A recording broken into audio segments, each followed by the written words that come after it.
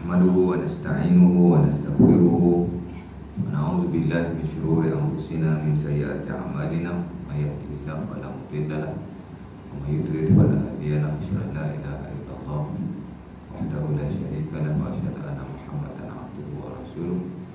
Allahumma shalli wa sallim ala sayyidil mursalin wa ala alihi wa sahbihi ajma'in, amma ba'd.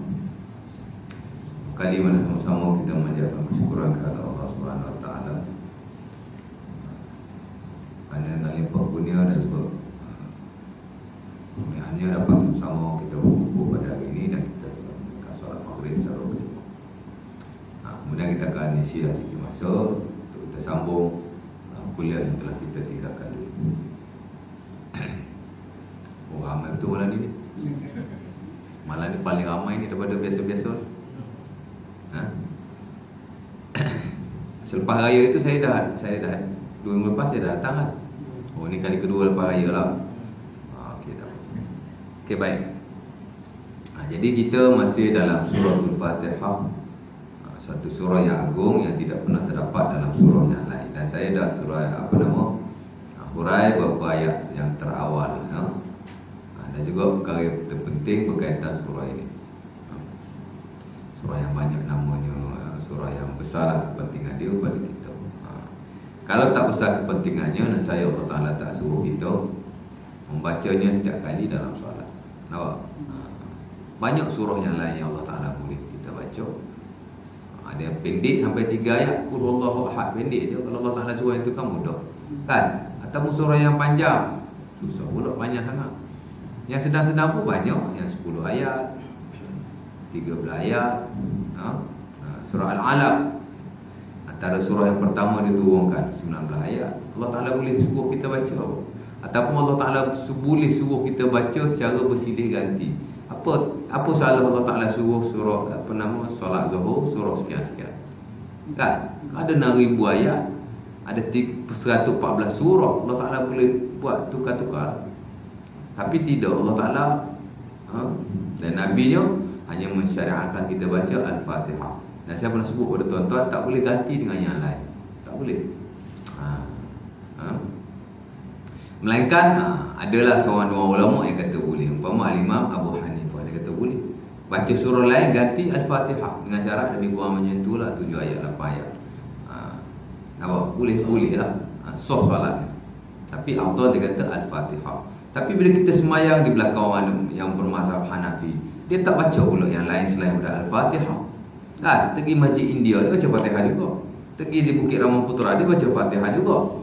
Pasal apa? Sebab kadang-kadang ilmu ni macam tu lah. Orang akan ambil yang terbaik, kan? Dia sebut boleh baca surah yang lain, tapi Al-Fatihah paling afdal sebab dia hanya dibaca oleh Nabi ketika solat. Maka dia membaca Fatihah. Dia tak baca surah yang lain. Hakikatnya boleh, harus, kan? Tapi tak afdal. Dia buat macam kita juga. Sebab itu setengah perkara tu dia cuma dari sudut perbahasan ilmu saja. Bila kembali pada amalan, orang akan buat yang terbaik berbanding yang tidak berapa baik, kan? Orang akan buat yang tu. Sebab tu saya sebut selalu pada tuan-tuan, kadang-kadang ilmu ni ataupun ulama selisih dari sudut teori saja. Tapi dari sudut amalan dia sama. Sebab tu tak timbul pertikaian. Ni mazhab Hanafi, ni mazhab Hambali, ni mazhab Syafi'i. Dia tak timbul. Pasal apa? Sebahagian besar daripadanya hanya perbahasan ilmu. Tapi bila kembali kepada pengamalan, semua orang akan buat benda yang sama. Nampak? Kita ambil wudu, mazhab lain dia ambil wudu, dia basuh lain. Dia pun basuh muka, kita basuh muka. Dia basuh tangan, kita basuh tangan. Dia ikut tertib, kita pun ikut tertib. Kita tengok orang mazhab Malik bila dia ambil wudu, bagi dia tertib tak wajib, tuan. Boleh mana satu, mana dulu, mana kemudian. Pasal apa? Pasal adalah nas yang menunjukkan perkara itu. Tapi bila mereka wudu, mereka akan meraihkan tertib. Sebab dia orang kata sunat saja. Tapi bila sunat, dia orang akan buat juga, kan? Sama lah. Jadi tak timbul. Tak timbul. Sebab tu kalau orang ada sebut pada tuan-tuan lain-lain maklumat daripada lain-lain aliran, kita kena terima dengan hati yang terbuka. Sama je. Bahkan umpama kalau kita belajar mazhab Malik, dia juga satu bentuk mazhab Syafi'i. Mazhab Syafi'i yang lama. Imam Syafi'i ada 2 mazhab. Mazhab yang baru, mazhab yang lama. Dia sendiri diri dia. Yang lama mirip kepada mazhab Maliki. bau, dia campur aduk. Ada kalanya mirip Hanafi, ada kalanya mirip Hambali, ada kalanya mirip Maliki juga, ada kalanya dia ada pandangan dia yang tersendiri. Baik.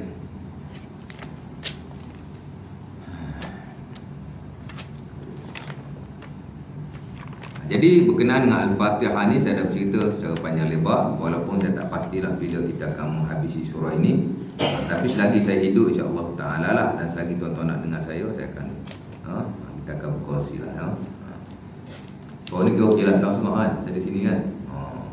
Ada masjid tu panggil kita kuliah. Baru mukadimah 3-4 kuliah dah tak boleh. Kuliah ustaz ditangguhkan. Tu kawan lain. Kuliah ustaz dirombak. Tegur satu je, tegur pasal kutip derma masa khutbah Jumaat. Masjid tu dia masa khutbah Jumaat dia buat kutip derma. Budak-budak bawa kepada saf. Jadi masa kita duk bagi khutbah tu budak duk kutip derma. Pelik lah kan? Ada satu dua tempat buat macam tu. Di Subang pun ada dekat sini. Ada juga. Bila kita tegur dia bagi kita surat mufti. Ini surat mufti benar kan? Tapi surat mufti tu dia tak kata boleh macam tu tak. Dia kata boleh dengan 3 syarat. Pertama, tidak mengganggu khutbah Jumaat. Kan? Kedua, tidak ada cara lain selain daripada itu. Ketiga, saya tengoklah surat tu kan saya. Mengganggu. Memang mengganggu tuan. Mengganggu orang yang beri khutbah, mengganggu orang yang mendengar khutbah. Bukalah YouTube, tengok ceramah Ustaz Zaidul dia kata apa. Kan? Makruh atau haram? Tengok Ustaz Syed Hisham Al-Idrus. Siapa yang belajar fiqh dia akan tahu benda ni memang tak boleh. Kan? Memanglah tidak haram macam mencuri, yang berzina, tidak sampai tahap itu. Tapi dia satu menunjukkan kita ni reti tak reti dalam bab. Punyalah banyak masa yang lain ada, kita nak buat. Kita beritahu saja, nak buat-buat terpulanglah kan. Tak kisah.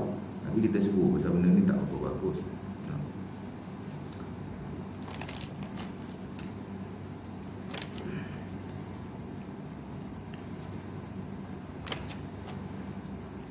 Tuan-tuan semayang Jumaat boleh semayang masa khatib bagi khutbah? Boleh semayang? Boleh berzikir? Boleh baca Quran? Boleh, semayang je boleh. Tu pun masa kita masuk, kalau kita masuk boleh untuk tahiyatul masjid saja. Tu bukan semua yang membenarkan. Sebahagian besar ulama pun tak benar. Masuk kena tunggu duduk. Mazhab Syafi'i yang lama masuk kena tunggu duduk. Dia mirip dengan mazhab Hanafi. Tapi mazhab dia yang baru dia kata boleh sekadar sembahyang tahiyatul masjid yang ringan-ringan. Baca Fatihah, baca Inna Ataina atau baca Fatihah, baca Qul Huwallahu duduk. Pasal kehormatan masjid tidak luput melainkan hanya dengan solat. Kena sembahyang jugalah. Itu pandangan dia yang baru. Sebab tu saya ada kalanya saya masuk saya akan solat duduk. Ada kalanya saya tu duduk lihat kepada khutbah. Kalau dah khutbah tu khutbah kedua tuan duduklah. Takut-takut tengah kita khutbah habis khutbah. Sibuk-sibuk kita nak buat habis solat. Kan? Kalau khutbah yang pertama ada keharusan untuk kita solat.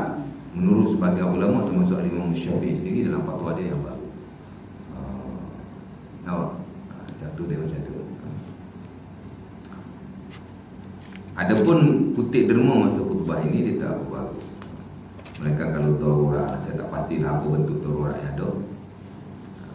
Sebab kita memalingkan orang. Bila kita collect ramai-ramai budak, mengganggu banyak kan. Lagi satu kita buat orang lawa. Nabi ni tengah bagi khutbah tuan-tuan, ada sahabat dia dengar nama dia Abdullah bin Ubay, Ka'ab bin Ubay, Ubay bin Ka'ab. Dia dengar, Nabi baca satu ayat. Tengah Nabi baca kan, kat sebelah dia Ibnu Mas'ud. Dia bertanya, okey, mata nazalat hazil ayat? Bila turun ayat ni? Dia tak ingat. Ibnu Mas'ud diam, tak jawab apa. Sebab Nabi dah sebut masal hasa faqad lawa. Faqad lagaw apa nama?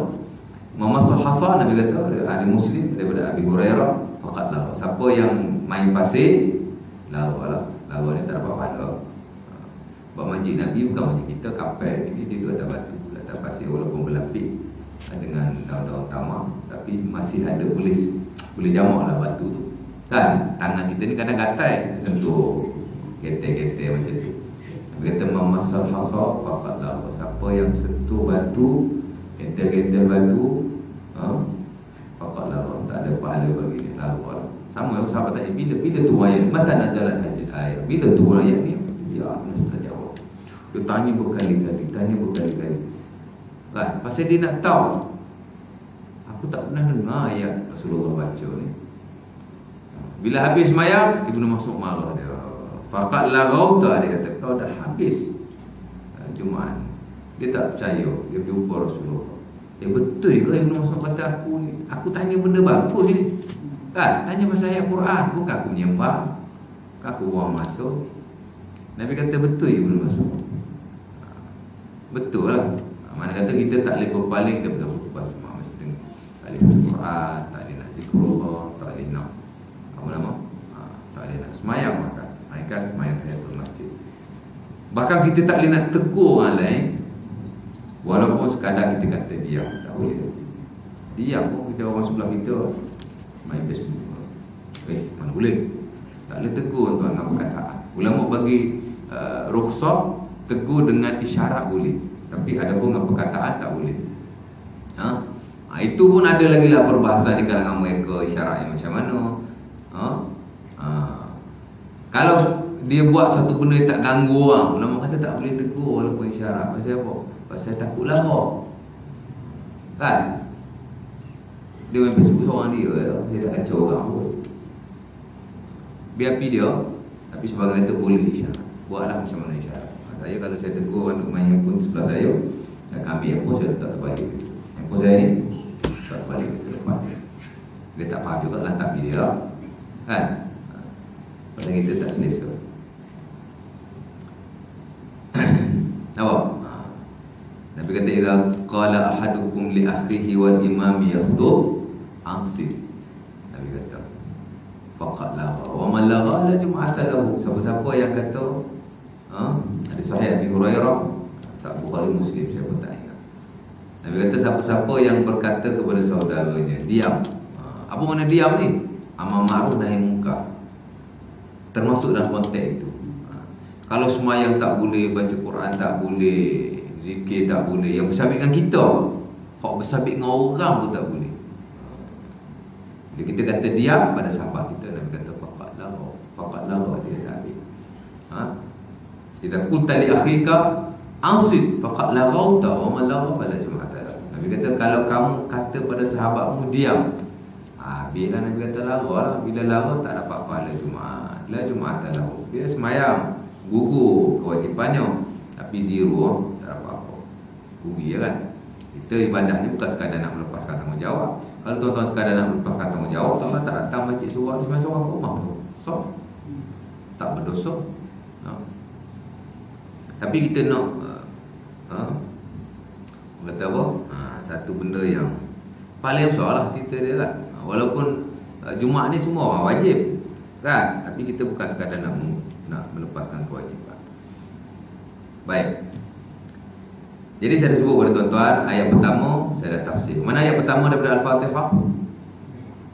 Tuan-tuan boleh kata Bismillahirrahmanirrahim ikut aliran kita, dan tuan-tuan boleh juga kata Alhamdulillahirabbil alamin. Boleh kalau tapi kita syorkan ayat pertama yang kita biasa sebut ialah perkataan Bismillahirrahmanirrahim sesuai dengan mushaf.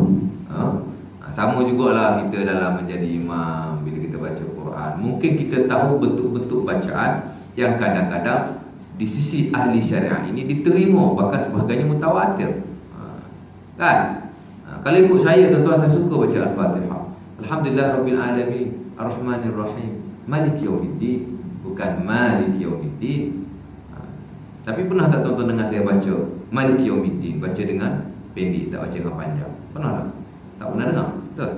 Kenapa saya tak baca? Saya suka macam tu, tapi saya tak baca. Sebab kita tak digalakkan membaca bacaan yang orang kata apa? Kita tak digalakkan baca bacaan walaupun kadang-kadang bacaan itu bagus ataupun dia ni mutawatir. Itu mutawatir tuan-tuan. Maliki Yaumiddin dengan Maliki Yaumiddin dia sama taraf. Dua-dua mutawatir daripada Nabi SAW, dan dia adalah ikutan sebahagian besar sahabat. 50% baca macam ni dengan para sahabat, 50% baca macam ni dengan para sahabat. Tapi kita tak pernah baca bila kita jadi imam. Pasal apa? Pasal ada mufaraqah belakang-belakang. Apa ustaz baca pendek ni kan? Pasal kita tak tahu. Kita mengajar ni tuan depan kita ni kadang-kadang bukan semua. Kita berkongsi ilmu yang kadang-kadang kan.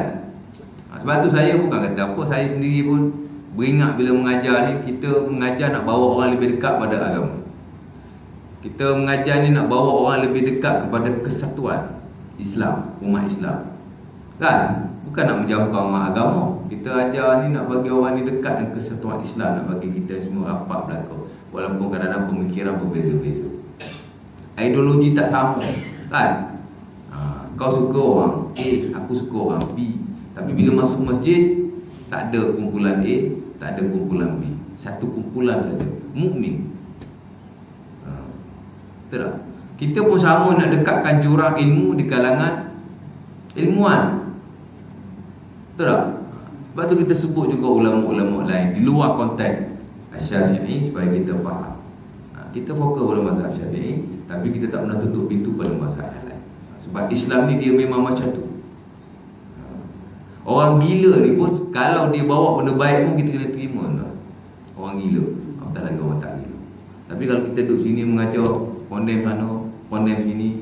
Saya ada condemn juga, yang tadi condemn juga tu. Tapi tak sebut masjid mana pun, nak sebagai tahu sikap ataupun benda yang tak betul kepada itu saja. Tapi tak adalah condemn orang tu, condemn orang ni, condemn mufti tu, condemn mufti ni, condemn negeri tu, condemn negeri ni. Kan? Condemn kumpulan tu, condemn kumpulan ni, direct macam tu. Kadang-kadang kita jadi pendengar sakit jiwa. Saya ni saya bila free, mungkin saya tak pernah sampai tempat tuan-tuan. Saya bila free saya keluar ronda tau, sampai saya pergi Subang, sampai saya pergi KL bila saya free. Tapi tidaklah setiap malam.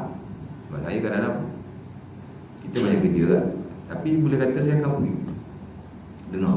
Alhamdulillah sebagai orang mengajar, sebab kita mengajar. Macam mana kita nak tahu mengajar ni bagus tak bagus? Dengan kita jadi pendengar, kita dengar orang mengajar. Kan? Sebagai orang mengajar dia bagi ilmu first class. Dan kita dengar pun tenang jiwa kita.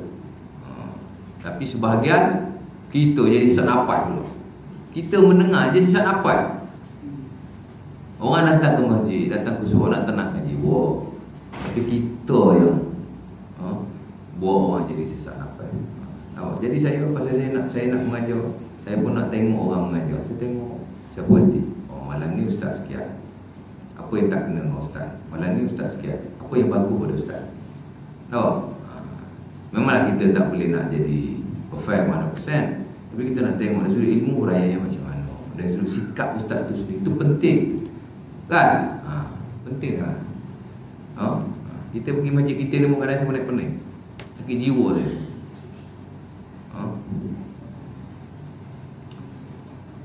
Macam tu lah.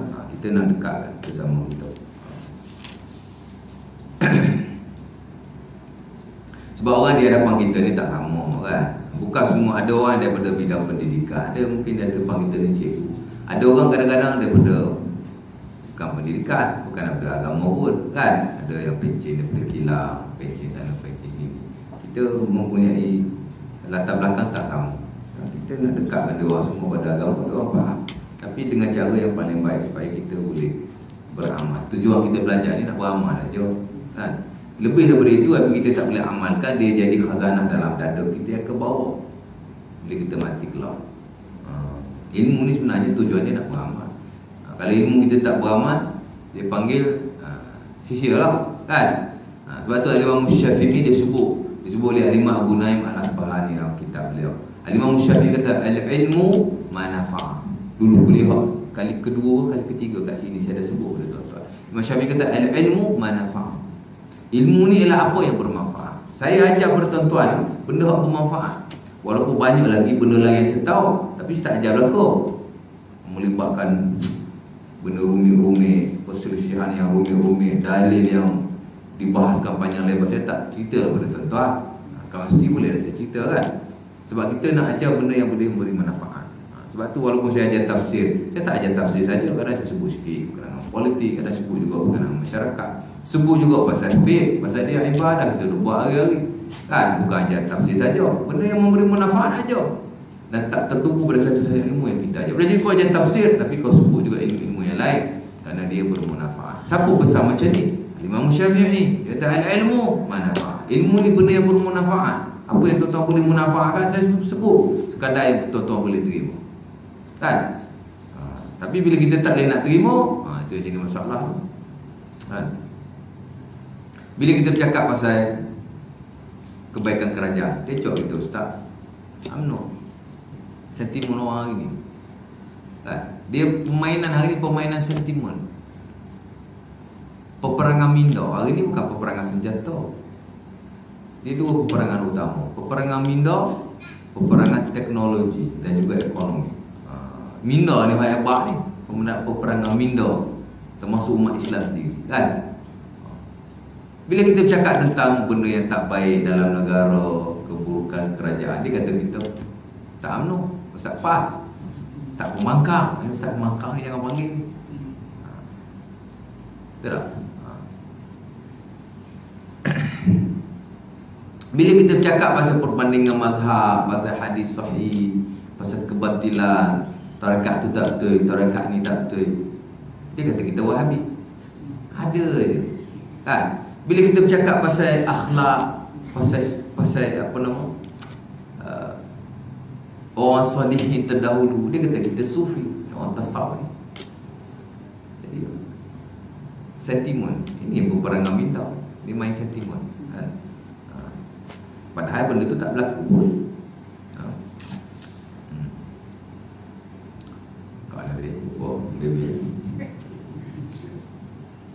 Ada tergantung. Ada. Semangat ni pasal ramai sangat malam. Jadi semangat tu lain macam. Nampak?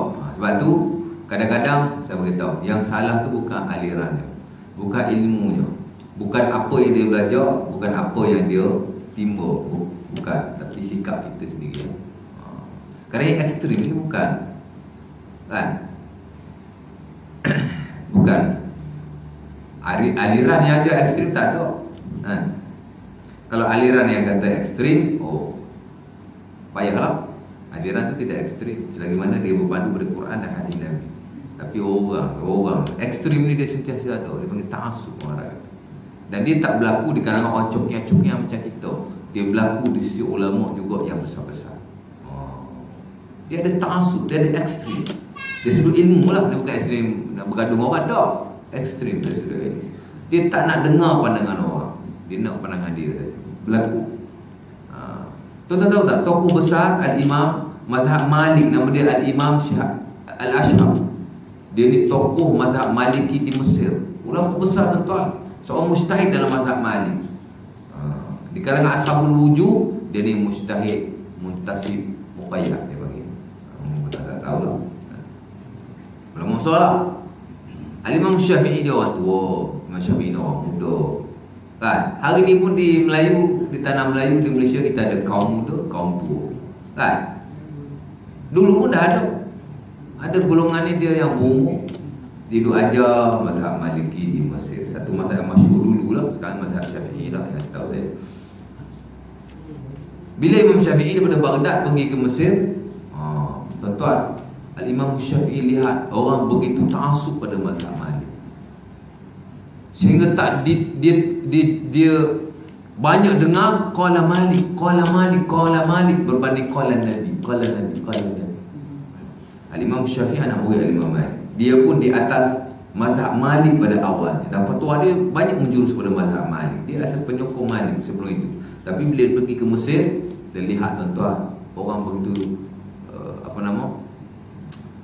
orang begitu ta'assub dengan pandangan Malik, sampai orang tak kata lagi qala Nabi, berkatalah Nabi. Orang tak kata begitu. Orang banyak berkatalah Malik. Jadi Imam Syafi'i, salah satu sebab yang disebut oleh ulama kenapa dia memperbaharui fatwanya berbeza dengan mazhab Malik. Dia pun cek balik, betul ke mazhab Malik ni? Mungkin ada pandangan lain yang lebih. Dia cek balik, dia keluar fatwa. keluar fatwa baru, semuanya. Hanya ada berapa belas benda saja yang dia tak perbaharui. Kalau dia baru berlaku. Banyak tuan-tuan, teramat banyak sampai dibahaskan secara panjang lebar. Imam Syafi'i telah memperbaharui seluruh mazhabnya yang mirip pada mazhab Malik di atas banyak faktor. Antara ini ialah ketaksuban pengikut-pengikut mazhab Maliki di Mesir. Kita tak kata qalan Nabi. Kita bila mengajar agama ni, kan, pak nombor satu qala Allah lah, nombor dua qalan Nabi. Ataupun qalan Nabi lebih banyak, tak apa. Ada orang dia tak baca banyak Quran, tapi dia baca hadis Nabi saja, tak apa. Sebab kata-kata Nabi mewakili kata-kata Tuhan, diseumpama kata-kata Allah Azza wa Jalla. Bahkan tak salah kalau kita sebut apa yang Nabi sebut tak ada dalam Quran, kita boleh kata ini ada dalam Quran. Boleh, tak salah. Sebagaimana dilakukan oleh Ibnu Mas'ud, dia sebut kata-kata Nabi, dia kata haza fi kitabillah, kata-kata ini adalah Quran. Ummu Yaqub cek tengok tak ada dalam Quran. Siapa Ibnu Mas'ud kata ada dalam Quran? Cari-cari tak ada, cari-cari tak ada.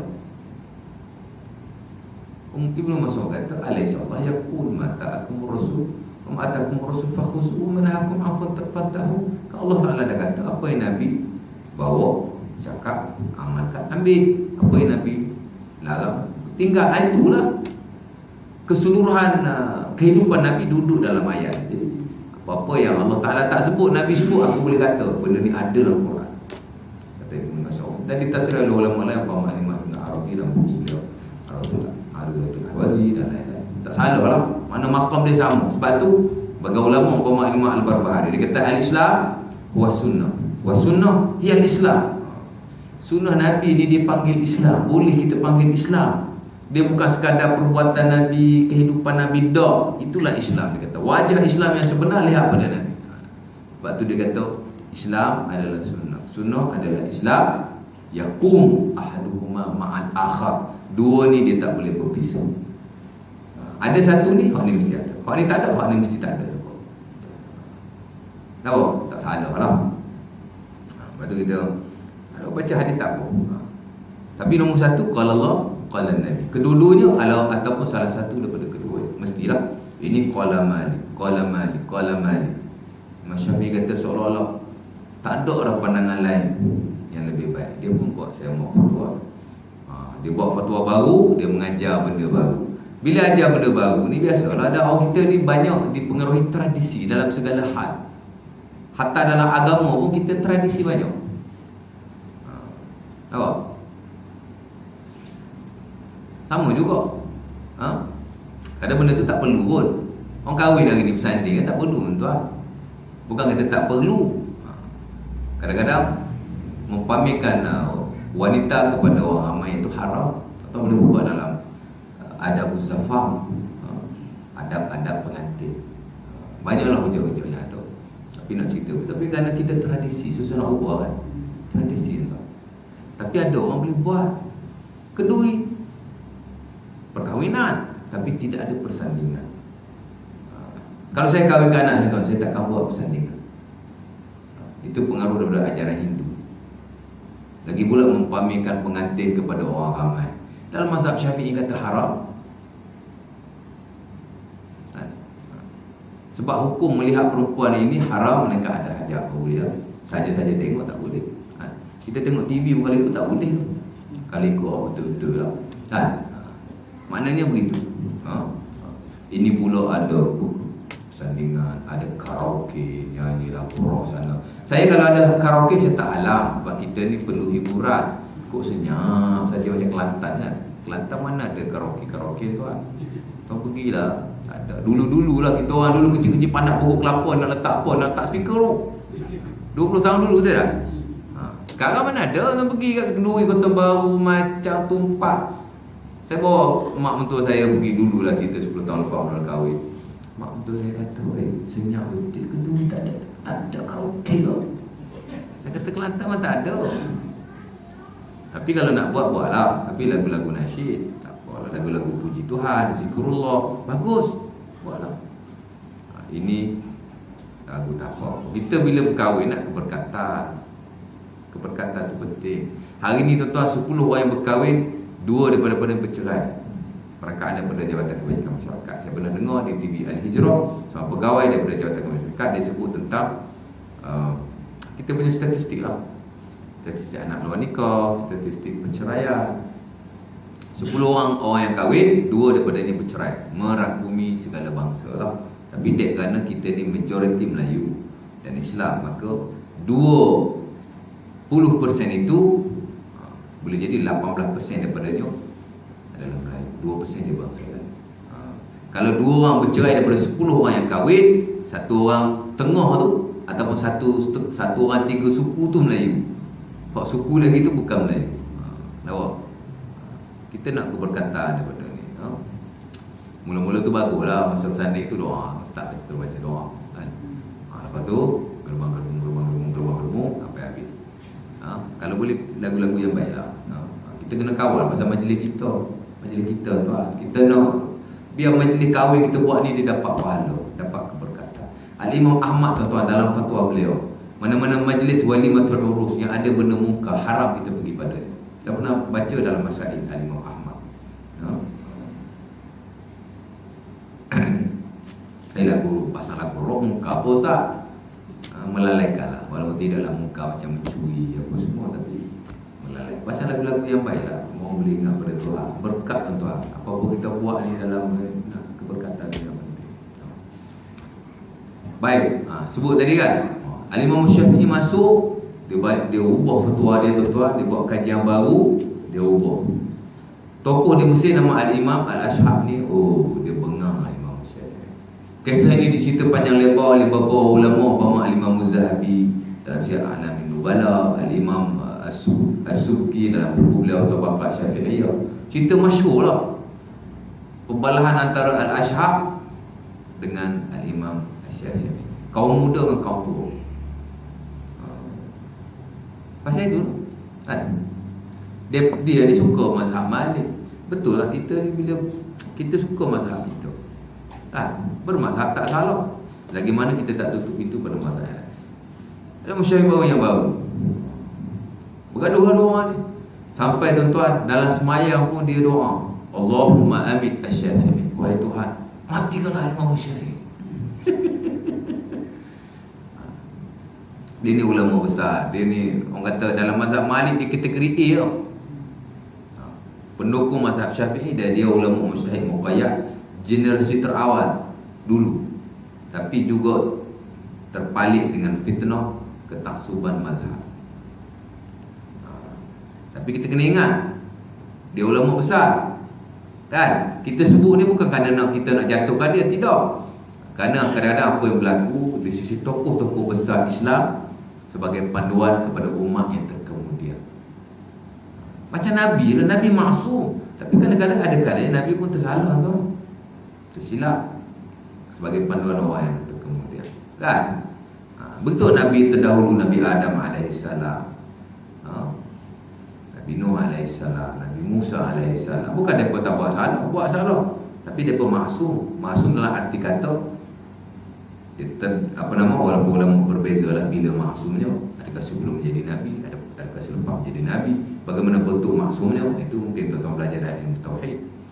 Tapi nak cerita, Nabi pun dia buat beberapa kesilapan. Akhirnya kita ambil panduan. Sama juga dalam hal ini. Dia doa kat Imam Syafi'i tu dalam sujud, Allahumma amin asy-Syafi'i. Wahai Tuhan, ambillah nyawa Imam Syafi'i, matikanlah Imam Syafi'i. Tahu?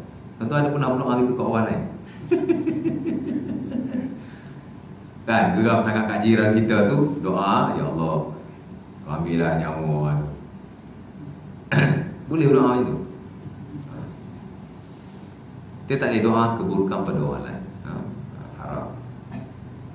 Tapi nak cerita begitu tuan-tuan. Dia kata fa'illam tumit asy-Syafi'i idarasa mazhab Malik. Wahai Tuhan, kalau kau tak matikan Imam Syafi'i, akan habislah mazhab Malik. Dia tak masuk mazhab. Dia pendukung mazhab biasa.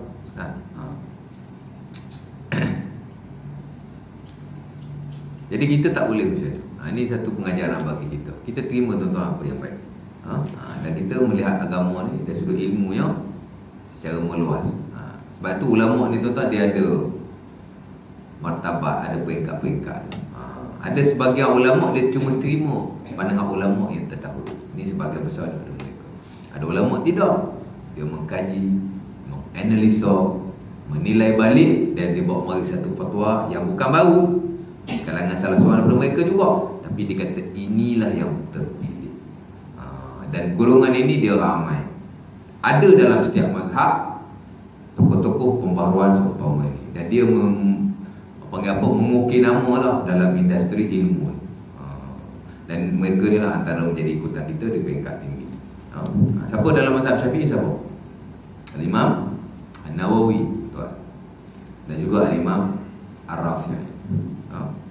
Ataupun kalau tuan sebut Al-Imam Ar-Ramli ataupun Al-Imam Ibn Hajar. Dia ni tokoh yang memurnikan balik mazhab Syafi'i yang berkecamuk.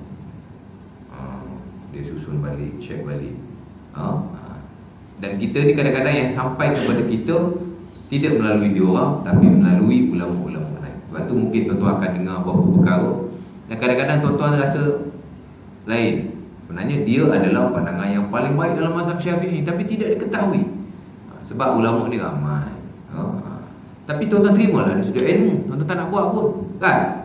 Contoh saya beritahu, bila kunut yang terbaik ialah tidak angkat tangan. Hujah dia Al-Imam Nawawi kata begini.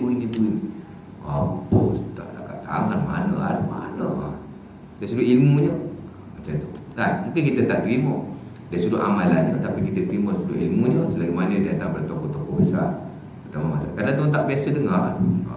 Lagi pelik kalau saya kata, dalam mazhab Syafi'i babi adalah suci. Ini satu benda yang besar. Tuan, Imam Nawawi dia kata babi ni suci.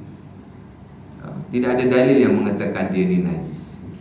Imam Syafi'i, Imam Nawawi dia tokoh besar, tapi pandangan itu tak masyhur dalam mazhab Syafi'i.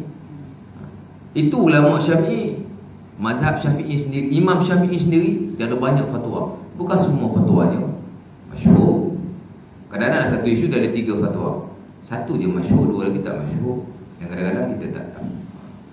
Nampak? Cuma kita sebutlah supaya kita ada sikit idea. Macam ni betul ilmu Islam.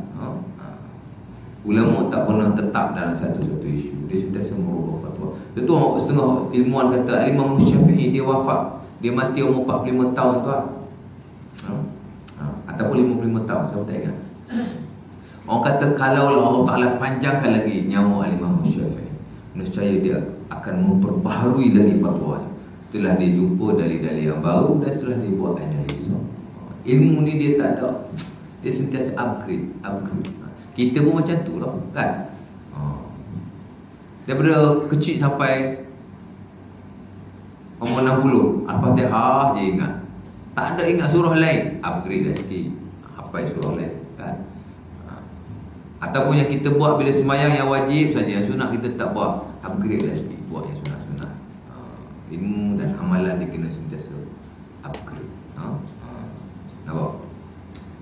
InsyaAllah. Okay. Lagi? 6 minit. Okey, baik. 6 minit. Okey, boleh. Baru kita akan masuk kepada pentafsiran ayat. Ada tertinggal? Tak ada. Jadi tuan-tuan, apa yang ditradisikan yang kena dengan agama kita ambil dan kita amalkan setakat yang kita mampu. Adapun yang tidak kena dengan agama kita tinggal, walaupun orang lain buat. Walaupun orang lain buat. Al-Imam Syafi'i kata tuan-tuan, bila benda itu betul, kita buat walaupun seluruh umat meninggalkan. Buat. Man istabana lahu sunnatun min sunani Rasulillah lam yada'hu liqauli ahadin minan nas. Kalau benda itu betul, kita buat walaupun seluruh umat tak buat. Apatah lagi takat ahli surau. Ahli surau tak buat, kita seorang buat. Tak buat, jadi betul. Sebab ramai dia tak nak menjamin apa-apa. Bilangan itu tuan dalam Islam, dia tak jamin apa-apa. Kamin fi'atin qalilatin ghalabat fi'atan kasiratan biiznillah. Allah Ta'ala kata berapa ramai golongan yang sedikit lebih baik, lebih hebat, boleh mengalahkan golongan yang ramai. Al-jamaah, Nabi kata mawafaqal haq. Bagi Nabi Ibnu Mas'ud, wa in kunta wahdak. Kata Ibnu Mas'ud, jamaah ni ialah perkara yang kena dengan kebenaran walaupun engkau bersendirian. Nampak? Kita seorang aja, tapi kita betul.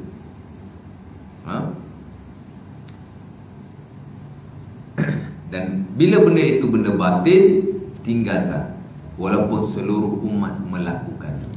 Itu konsep dalam ilmu. Nampak? Tapi melalui proses belajar, bukan sekadar kita tahu gitu kita. Nampak? Contoh macam tadi lah, satu taman ni tuan-tuan buat bila kahwin, karaoke ataupun buat bersanding. Aku tak nak buat bersanding, kita tak buat, tak ada masalah kan? Mudah-mudahan ada keberkatan. Ataupun kita buat lagu nasyid Islamic karaoke. Cuba buat perubahan ke arah konteks ini kan? Jangan kita ikut orang. Kita tak selamat ikut orang ni. Kita ikut yang baik, buat. Tak ada orang marah pun kan? Malah sebagai orang puji lagi. Oh bagus lah dia punya kenduri, lagu-lagu Islam, lagu-lagu nasyid. Tapi banyak tempat tak buat ya. Termasuk sebahagian daripada kita yang ahli masjid dengan surau. Sama juga macam yang bukan ahli masjid lah. Orang buat karaoke lagu-lagu rock, kita pun buat karaoke lagu-lagu rock. Pasal apa? Nak melayankan anak-anak karya kita, buat jiran-jiran kita. Tak buat, kita buat yang tak buat. Kalau benda baik, kita buat walaupun seluruh umat meninggalkannya. Kalau benda tu tak baik, kita tinggalkan walaupun seluruh umat melakukan. Itu dia punya konsep. Baik, 3 minit lagi. Boleh tu. Jadi kita dah baca ayat yang pertama saya sebut Bismillah, ayat kedua Alhamdulillahirrahmanirrahim.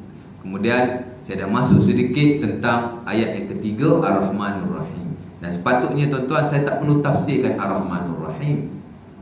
Pasal apa? Pasal saya dah tafsir dulu masa Bismillahirrahmanirrahim. Bahkan dalam buku-buku tafsir pun bila lalu saja Ar-Rahmanur Rahim, kebiasaannya mereka akan abaikan ataupun mereka hanya akan tafsirkan sedikit sahaja kerana telah diuraikan pada ayat yang pertama Bismillahirrahmanirrahim. Apa makna Ar-Rahmanur Rahim? Apa makna Rahman? Rahmat yang umum, meliputi seluruh makhluk. Seluruh makhluk, beriman, tak beriman, manusia, jin, malaikat, haiwan, tumbuh-tumbuhan, kayu-kayan, semua. Nampak? Tidak ada beza. Bila Allah Ta'ala ciptakan makhluknya, Allah akan bagi padanya rezekinya. Sebab dia Tuhan yang maha adil. Kita tuan-tuan, kalau kita Tuhan, musuh kita tak makan, kita takkan bagi. Allah Ta'ala ni kalau dia ada, tak ada sifat rahmat ni tuan-tuan, orang kafir tak boleh minum, orang bukan Islam dia tak boleh minum. Kita kalau kita marah kat orang, kita musuh dengan orang, kita nak bagi benda kat dia, tak minum air dia, tak bagi kita. Pasal kita manusia. Tapi Allah Ta'ala tidak. Dia ada satu sifat ketuhanan, dia panggil Rahman. Kadang-kadang orang yang bukan Islam jahat pada Tuhan, tapi dia kadang-kadang kehidupan dunia lebih baik daripada orang Islam. Dunia ni jangan heran kan? Sebab tu kita berdunia dengan dunia ini sekadar dunia. Dapat ambil, tak ada masalah kan? Ada duit nak pakai kereta besar, silakan. Ustaz Kazim pun pakai kereta besar. Dulu saya ingat tuan Ustaz Ismail Kamus tahun 90-an, dia pakai kereta yang dah 200,000, kereta mos yang panjang tu. Tak apalah dia mampu, tak salah. Dari satu sudut bila kita ada kemampuan, silakan. Nampak? Dan kita jangan heran, pasal dia Tuhan, dia boleh bagi pada siapa dia nak. Kekayaan dunia, bagilah. Tapi ada satu lagi sifat Tuhan yang hak ni Allah Ta'ala khususkan kepada orang yang dia sayang. Rahim, rahmat Allah Ta'ala yang bersifat khusus. Walaupun semua orang tuan-tuan, dunianya semua lebih kurang sama. Kita ada sakit, orang tak bukan Islam pun sakit. Kita ada gembira, orang bukan Islam pun ada gembira.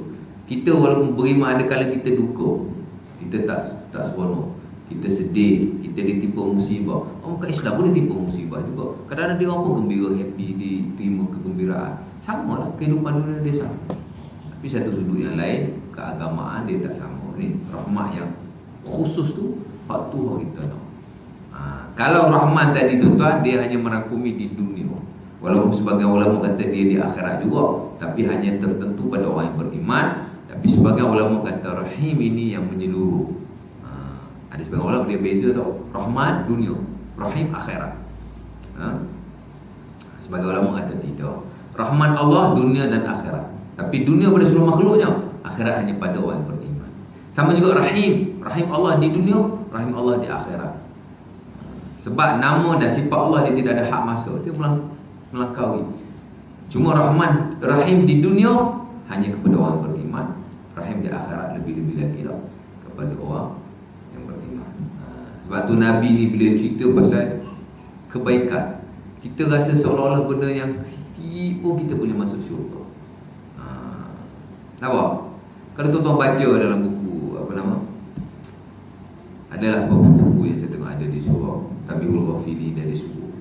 Hadis sahih riwayat Ibn Hibban daripada Abu Zar. Dulu sebut pada tuan-tuan, antara sahabat zaman Nabi yang berzina, Nabi rejam, dia lebih baik daripada sahabat yang lain. Saya pernah sebut pada tuan-tuan. Orang membunuh 99 orang, bunuh sampai 100 orang, akhirnya dia masuk syurga. Saya ada sebut semua kan. Ada orang tuan-tuan dia beribadah, Nabi kata 60 tahun tak pernah keluar dari tempat ibadah. Tak pernah keluar. Duduk je dalam satu tempat tinggi, tak keluar 60 tahun. Ini memang hadis palsu. Ini hadis dan sahih Ibn Hibban, dari sahih jadi hasan. Saya tak cek ke status. Tapi dia dalam kategori sahih. 60 tahun Nabi kata dia beribadah pada Allah Ta'ala, tak pernah putus, tak pernah keluar dari tempat pengabdiannya, duduk situ. Tapi satu hari Allah Ta'ala nak uji dia. Dia terdetik pada hatinya, aku nak keluar jalan-jalan. 60 tahun tuan tak keluar rumah tuan. Tuan-tuan pernah seminggu tak keluar rumah, duduk dalam rumah. Boleh dia gila kita. Kita kaki berjalan.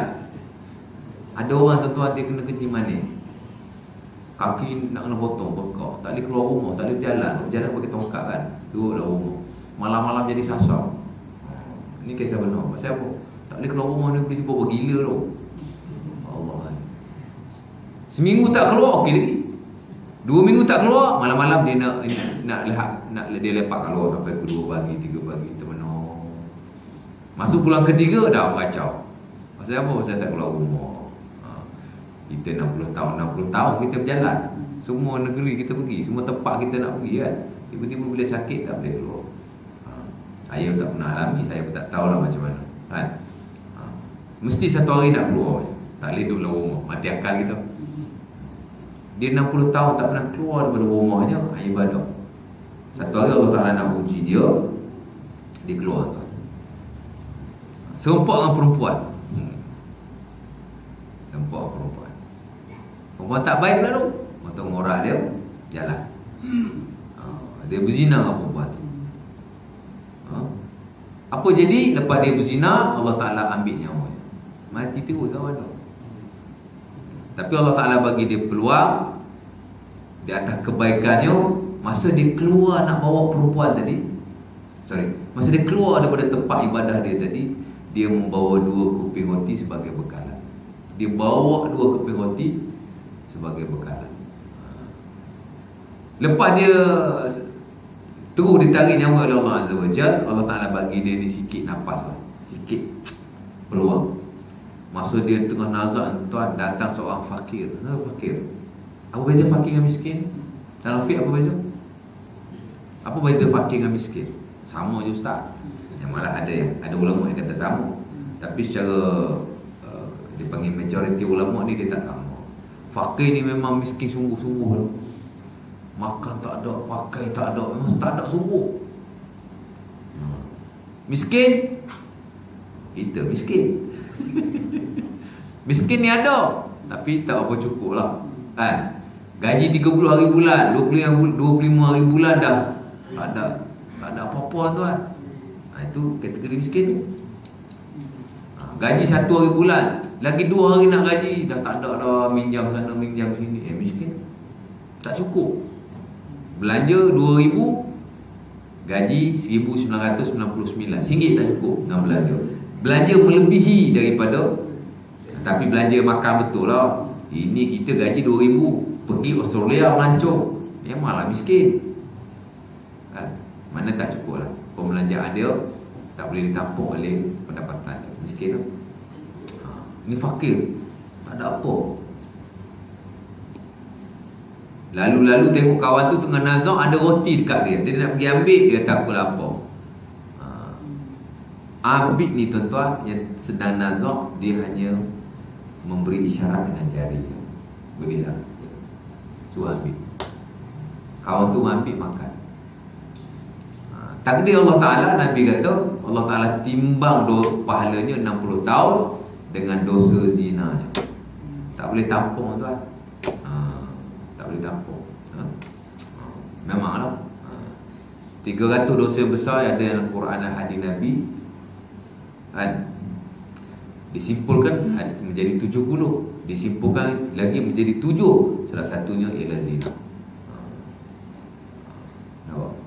60 tahun ibadah tak boleh nak kawin.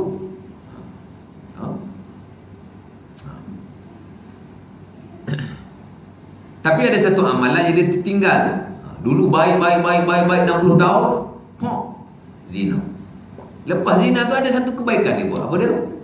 Memberi roti kepada fakir. Jadi dia ada transit. Ada satu maksiat yang besar selepas ibadah yang lama. Kemudian dia ada satu amalan yang kecil selepas daripada amalan maksiat. Allah Ta'ala timbang waktu. Apa jadi? Berat sedekahnya berbanding kedua-dua.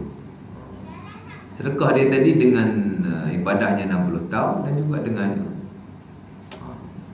boleh kawin. Masuk syurga dah. Nampak?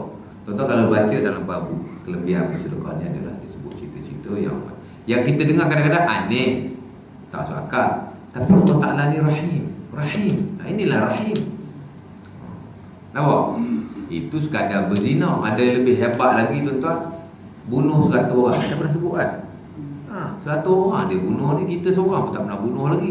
Dia jahat daripada kita lah kena ikut kan. Tapi bila Nabi sebut tentang taubat, tentang pengampunan Allah, Nabi akan sebut Allah Ta'ala akan ampunkan selagi mana tidak syirik. Dosa besar macam mana. Nabi tak heran. Allah Ta'ala tak heran. Nabi kata idza aznaba ahadukum hatta yakunu zunubuhu ananas sama summa astaghfarallah fa ghafara lahu. Ada Abu Zar, Imam Tirmizi, siapa-siapa yang buat dosa setinggi langit, Nabi kata, akhirnya dia minta ampun dengan Allah, Allah Ta'ala akan ampunkan. Ini dari sudut Rahim. Kita kena sedar lah. Dari sudut itu. Nampak?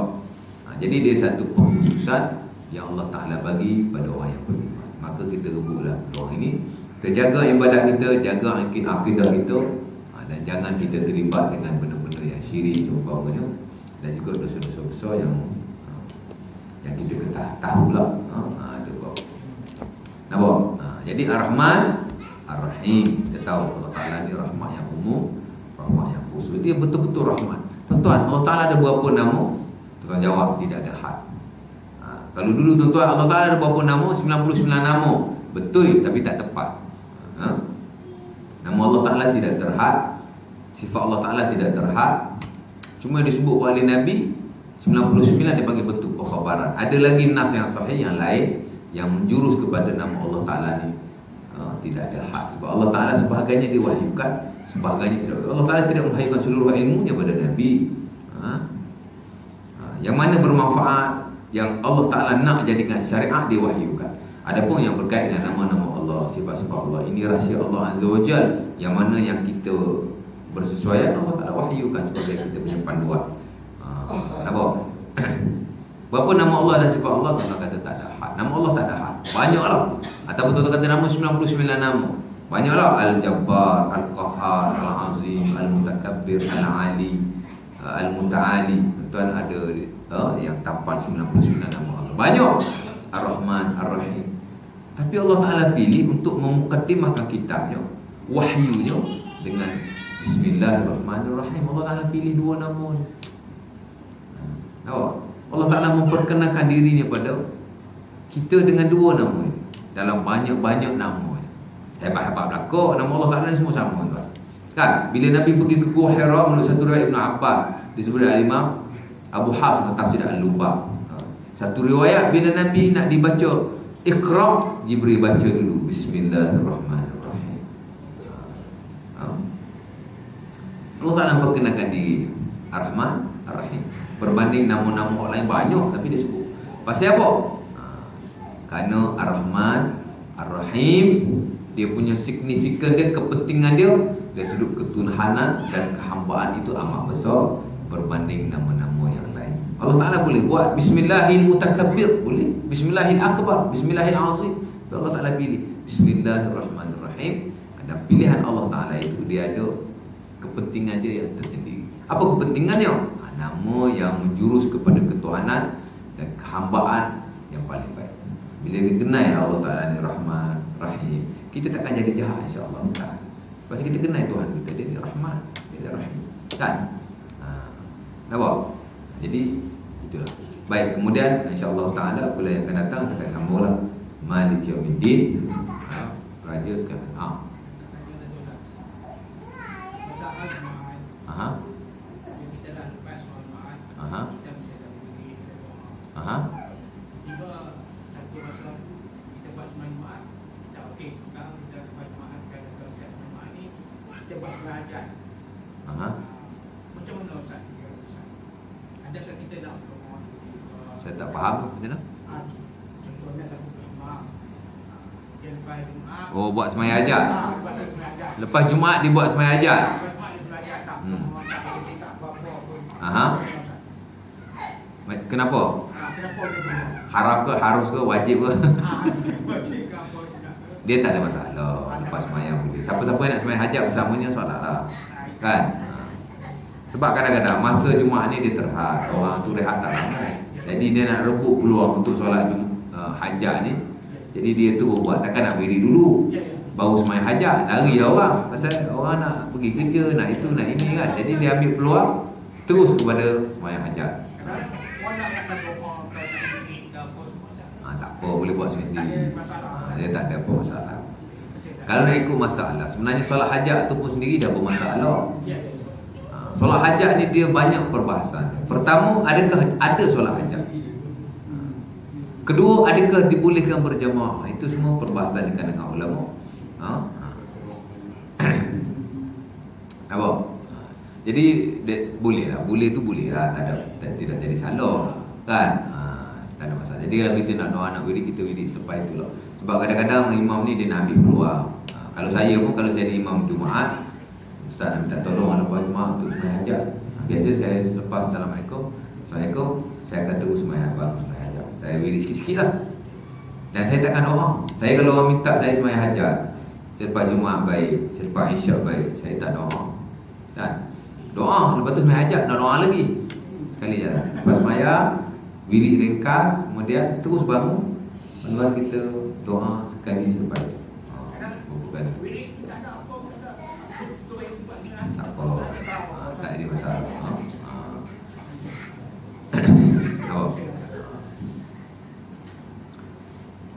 Dia sebenarnya benda tu dia jadi perbahasan. Jadi boleh tak boleh. Semayang tu sendiri tak ada. Macam saya lah. Saya dulu macam kita kalau nak kira dah tu saya sebut. Banyak benda yang kadang-kadang dalam masa kita pun dia jadi pertikaian. Saya bagi contoh macam semayang tasbih. Kan? Bukan semua ulama Syafi'i terima solat tasbih dalam semayang sunat. Sebagian ulama tak terima. Al-Imam Nawawi tuan-tuan dia tak terima solat tasbih. Kan?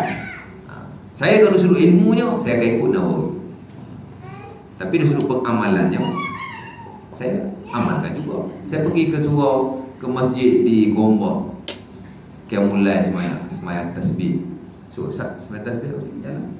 Walaupun saya tak semayang tasbih, kan? Dia tak ada masalah. Macam itulah, kita kadang-kadang kita ada pendirian kita sendiri. Saya pun tak suka lepas Assalamualaikum terus semayang hajat.